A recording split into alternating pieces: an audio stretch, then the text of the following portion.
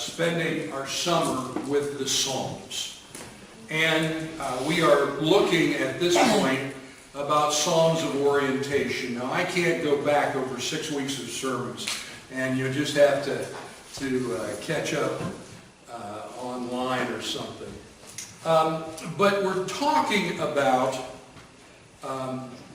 Psalms of orientation. Now, you need to understand that God created our good world, and it's well ordered. It's good, and it is well ordered. Very important. This order is maintained by two kinds of law. Now, I want you to pay attention to this, because failing to understand this, many people don't get it. It's difficult. Things don't make sense. But God created the world, and it's governed by two kinds of law: natural law and moral law. Now, natural law is the law of necessity and sequence. When we start talking about that, it's real simple. What goes up must come down. Now, you can't throw something up in the air and it decide that it wants to stay there.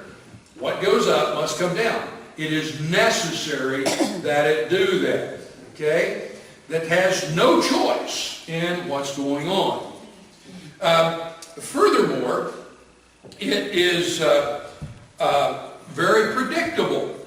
And we use those laws so that the outcomes that we have can be controlled as long as we identify the variables and operate them and build them. We can control it. Nature is predictable. Think about the weather report. Right? How long, we get 6 inches of partly cloudy regularly, don't we? Not really. Not really. 3 days out, we're actually quite good, and it's getting amazing at how close they're coming to even some of the longer range forecasts. Why can we do that?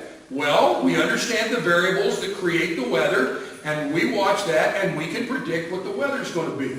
Another one that is good, I like to use it because it is so absolutely complex, is the internal combustion engine. Now, I worked for Cummins Engine Company for a number of years, and we built diesel engines. And I can tell you, there are a number of variables that you have to control to make that engine work. You have to start with the metallurgy of the block and the pistons and the con rods and all those kind of things. We have to start there. And then putting those things in, we have to control the variables on the lubrication and getting the fuel in there, getting it sprayed in, getting things going. All of those things, very, very, very complex machine. And yet we don't think anything about it. Truckers go out, hit the key, 18-wheelers down the road all the time. But it's because we know how to control those variables. If we go out and turn the key and it doesn't go, we know that something is wrong. God made the world under physical law predictable and in many cases controllable. Okay? One of the reasons why you say, well, why do we do scientific research? And people say, well, for knowledge. No, we don't do it for knowledge as such. The reason why we do scientific research is so that we can control our future. When we do research and we can control those variables and stuff like that, we can control outcomes and we can control our future. God made that. That is creation. And I can tell you it is a marvelous study. And that is where the creation hymns come in.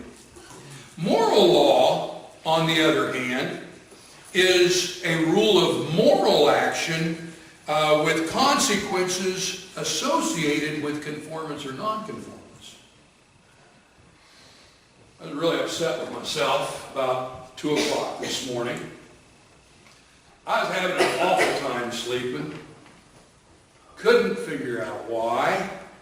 And then it dawned on me that about 9 o'clock I decided I wanted to have a cup of coffee. I can't drink coffee after 6 o'clock unless it's decaf. Yeah. And so me in the bed wallered her down to about 3 o'clock in the morning because I was stupid. Yeah. That's moral law. I had a choice. I chose to drink a cup of coffee. It tasted good. But then I didn't sleep so good either. Okay? There's consequences. Consequences that come from it. The same way, this is the law of liberty as opposed to the law of necessity. If I throw my keys up in the air, they got to come down. But moral law means that I have the right to choose and do what I want. Now, one of the problems that people make when we talk about liberty, a lot of people mistake liberty for license. License means I'll just do whatever I want to do. And the answer is go ahead, but you're going to pay for it. Liberty is actually the right to do and to choose what is right and good. But the law of liberty as opposed to the law of necessity. Now, it's the rule by which moral agents ought to conform their lives. Okay? Did you notice the word ought? Ought. Ought. There is a thing called the Ten Commandments that everybody ought to live by. But most of our world at best thinks they're the 10 suggestions if they don't just ignore them altogether. Understand? But there's consequences for that too. There's consequences for it. It's like Craig has a job. Conformance to God's law leads to shalom and to life. Shalom is an overall sense of general well-being and peace. It's life. On the other hand, nonconformance leads to chaos, it leads to calamity, and it leads to death.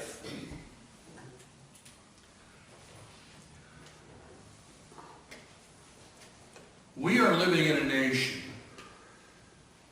where secular humanism has taken control of the reins of many of our places of power. That's right. Our education system, much in our government, much in our media. Now these people are not saying are bad people, but secular humanism says we don't need God. We in America, we people have become so educated and we know so much that we're capable of solving all of our problems through the use of reason and the scientific method. The problem with that is it's almost true. Okay? And these people have made it a point that there is no God.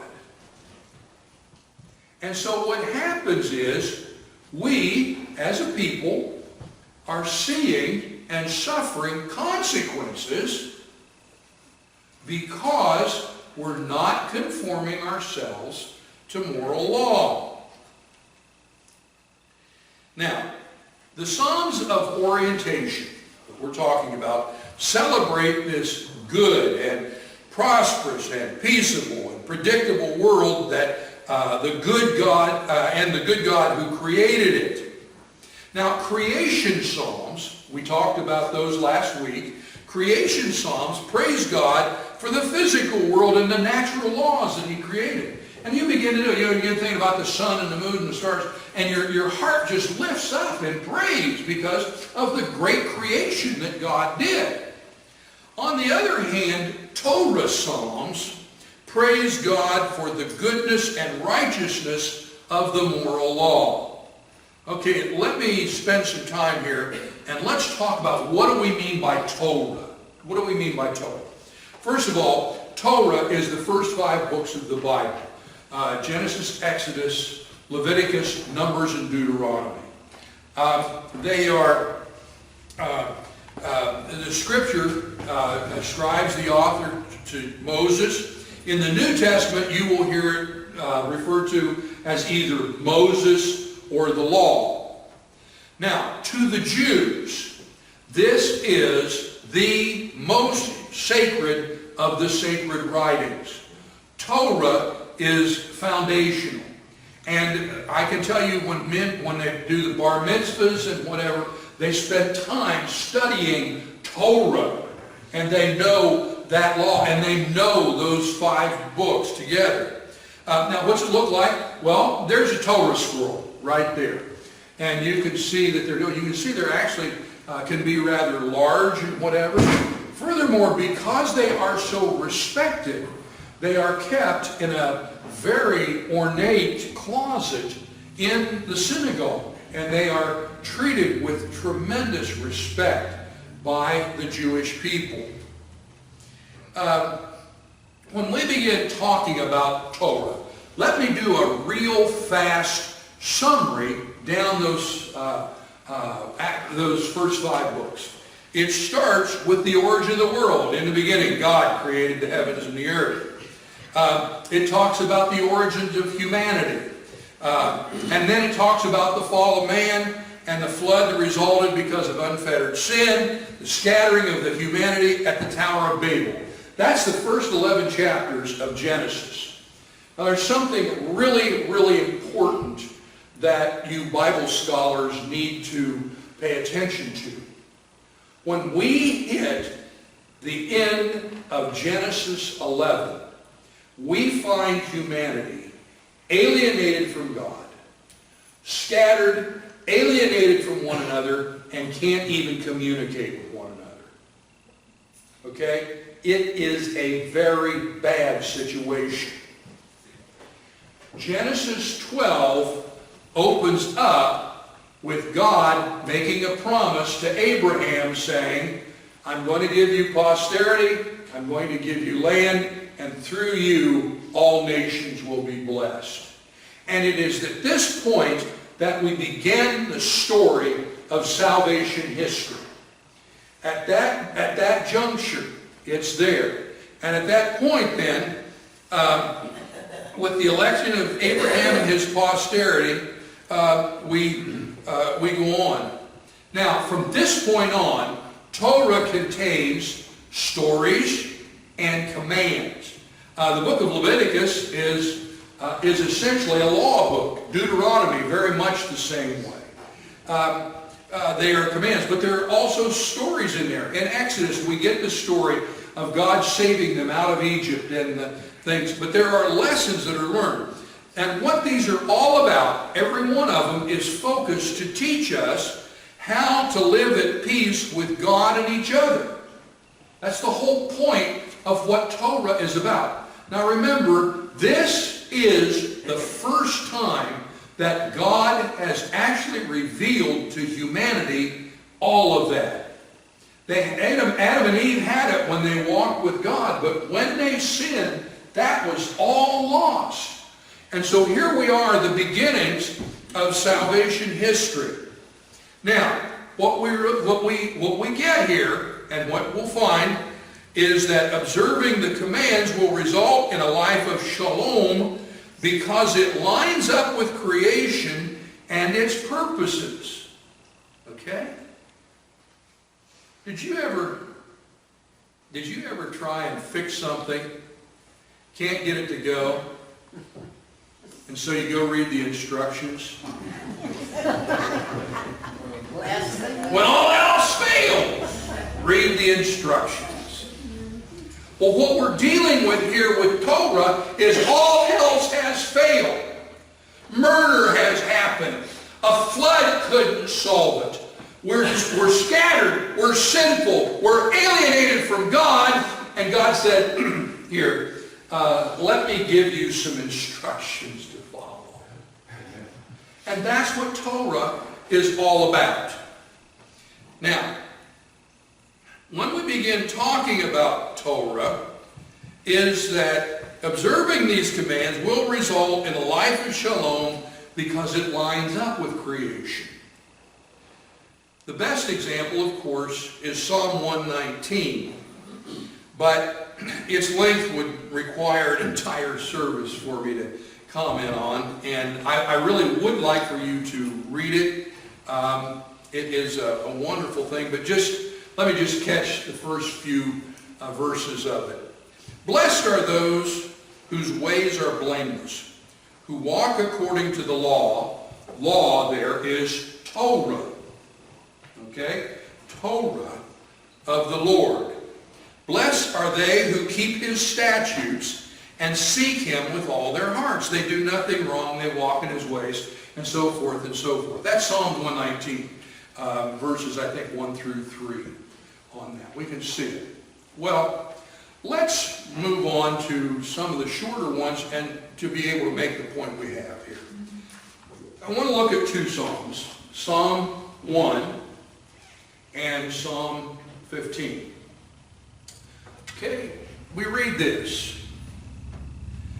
Blessed is the man who does not walk in the counsel of the wicked, or stand in the way of sinners, or sit in the seat of mockers, but his delight is in the law, Torah, of the Lord, and on his law he meditates day and night. He's like a tree planted by streams of water, which yield its fruit in season, whose leaf does not wither. Whatever he does prospers. Not so the wicked. They're like chaff that the wind blows away. Therefore the wicked will not stand in judgment, nor sinners in the assembly of the righteous. For the Lord watches over the way of the righteous, but the way of the wicked will perish.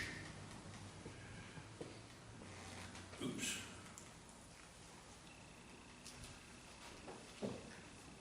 Psalm 1. It opens the entire corpus of the Psalms. Number 1 of 150. Now, I think that I agree with one of the commentators who said Psalm 1 is what sets the tone for how Israel will worship. It sets the tone about the righteous and the wicked. Now, what I want you to notice, first of all, is the contrast between the righteous and the wicked. Notice its teaching. Blessed is the man who does not walk in the counsel of the wicked, or stand in the way of sinners, or sit in the seat of mockers. Do you notice the progression that's here? If you want to watch, if you watch on this, you watch someone just begin to listen to the wicked. And it's not long until they're associating with them, and the next thing you know, they got a seat at the table. Blessed is the man that doesn't take counsel of the wicked. You know something? We need to be careful who we take advice from. A lot of people have a lot of ideas. And we're living in a world where many of the people that we're around do not have a Christian worldview. They may claim to be Christians, but they don't have a Christian worldview, and their advice is suspect. What I will tell you about is, if you watch it, usually there's a little truth and a lot of wrong. There's just enough truth to kind of pull you in, but there's nothing wrong. But notice notice that what we have is a progression of people. The comparison here is a person whose delight is in the law of the Lord. We're living in a time where people take a look at rules as restrictive. Isn't it interesting that in the Bible, rules are what set you free? Think about it. You know, I'm thankful. I'm thankful for the testimony that so many of you have of how God broke the habit of tobacco with you. But you know something? I'm glad I never had to break that habit. Amen. I've got enough trouble with the other things without having to work through that. And here's what we're talking about. Why didn't you smoke, John? Well, I was raised up in one of those old-time, extreme, fundamental, old-line holiness people that if you smoked a cigarette, you were going to hell. It was that simple. You drank a beer, you were on your way to hell. Now my problem was I was a Christian, and I will tell you since then I have probably matured a little. But I thank God for that teaching, because I don't know what tobacco tastes like, and I don't know what beer tastes like, and I don't have to worry about being addicted to either one of them. Amen. Okay? That's working by the laws. But his delight is in the law of the Lord. They delight in it. I didn't find it hard. I remember, the only thing that made me mad is when I was in the Army, that when we could always take a smoke break, but to those of us that didn't smoke, all we could do was just stand there. Wouldn't let you chew gum, nothing, you know. But the bottom line of it is here that it is a delight. We think about it. Wow, this is cool. This is wonderful. And we think about it and we meditate on it day and night. We think about those things. Well, what's the consequences of living like that? Again, we're into poetry. Remember the word pictures? Look at this beautiful picture of here's a guy that follows the law. He's like a tree planted by the streams of water, which yield its fruit in season, whose leaf does not wither. Whatever he does prospers. Wow. Sounds like life is pretty good. Yes, we're talking about Psalms of orientation. You follow the law, you follow the rules, and you'd be surprised at how prosperous you are. Okay? I'll say it again. In America, most people are poor because of their own foolish decisions. Okay? But yet, we got to do something about this. We got to do something about this. Well, the answer is get them in church and let them find the law of God and start making better decisions and fill them with the book of Proverbs and some of that stuff and see what happens. Line up with the way things are designed to work and you'll prosper. It's that simple. What about the wicked? Well, they're like chaff, and the wind blows them away. They'll not stand in judgment or whatever. The Lord watches over the way of the righteous, but the way of the wicked will perish. Isn't that a wonderful song? Think about that. That's the way we open up. We're going to be good people, righteous people. Psalm 15 is another one. Now this one takes a little different tack, and it opens with the idea, Lord, who may dwell in your sanctuary? Who may live on your holy hill? That's a good question. Okay, now the thing that I want to point out is that it's obvious that we're talking about the Temple Mount. We're talking about where the temple is located on the top of Mount Zion, and when we start and all of those things. And when we begin talking about that, we are not talking about having a bedroll laying on the ground out there. What we're talking about is that my life is such that I might as well be in the sanctuary all the time. Whoa. Who can live there? Who can do that? Huh?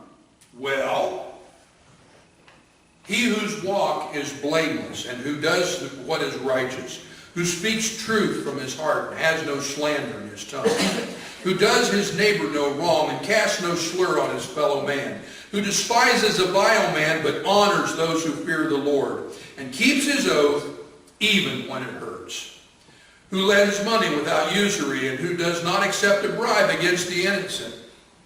He who does these things will not be shaken. The answer is, you think? Just reading that, we know, we say, well, those are really good people. Yeah. And what happens is you live like that. A, you got lots of friends. B, people like you, they trust you, you get along. Right? And suddenly you find yourself living in peace. You're prospering. Wow. And that's what Torah teaches. That's the start of those laws. And that's what we do with this. Well, let me land. We've talked about Torah songs and how that they work together with God. And they create a situation of peace, prosperity, shalom, and goodness. And if we will pay attention to the creation and pay attention to the law, we will find lives that are hopeful and helpful and blessed by God. Psalms of orientation. Too many times, we have problems of our own making. Amen? We have problems of our own making. I want to close with this statement. Life consists in choices. You can stand or you can perish, depending upon what you choose. Amen? Amen.